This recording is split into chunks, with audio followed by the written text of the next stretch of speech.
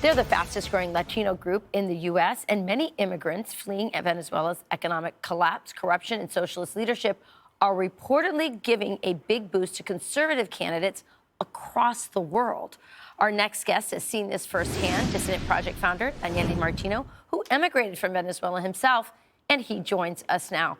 Daniel, a lot of people, just even a few years ago, so much emphasis on, how many people were leaving Ukraine because of the war, but the biggest diaspora, the biggest refugee crisis in the world is Venezuela, almost 8 million people. That's right. International organizations don't like to talk about this, but the largest refugee crisis in the world is not Syria, it's not Ukraine, it's not even Afghanistan, it's actually Venezuela. Right. That's because Venezuelans are not fleeing a war. Venezuelans are fleeing socialism, and that's not a convenient narrative to say, and that's why we're voting to center-right parties in general. Yeah, so it's been interesting. They've left.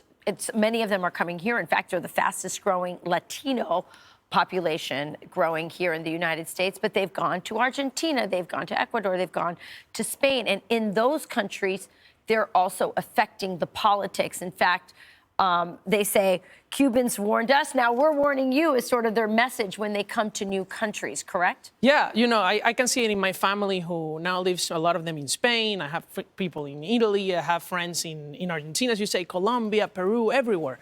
And the two top issues for Venezuelans when they leave is, do you oppose as a politician in this new country, the Venezuelan regime? And two, do you support free enterprise? Right. And so that's why we're naturally aligned to parties on the right. Yeah, Milei's election was, obviously a bombshell election, a game changer for Venezuela, or so many people hope it will be. But that was really a lot of Venezuelans, obviously among many of the Argentine population, but a lot of Venezuelans putting up TikTok accounts, social media in Argentina. The right-wing conservative social media ecosystem became a big thing, and they were Venezuelans posting TikTok videos saying, hey, don't go down this path. We know what it's like.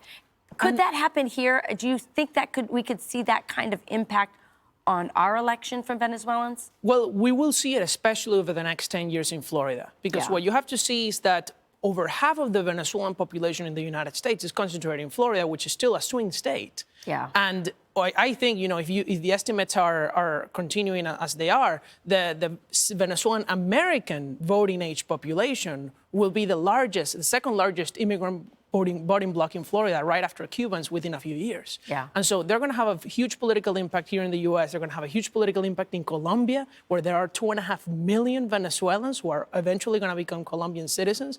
And so just wait, and this will be a much bigger impact than the Cubans, and hopefully for the better, to learn from the experience of Venezuela that socialism does not work.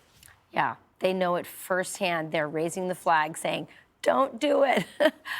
It's really interesting conversation. Thanks so much, Daniel. Thank you, Rachel. All right.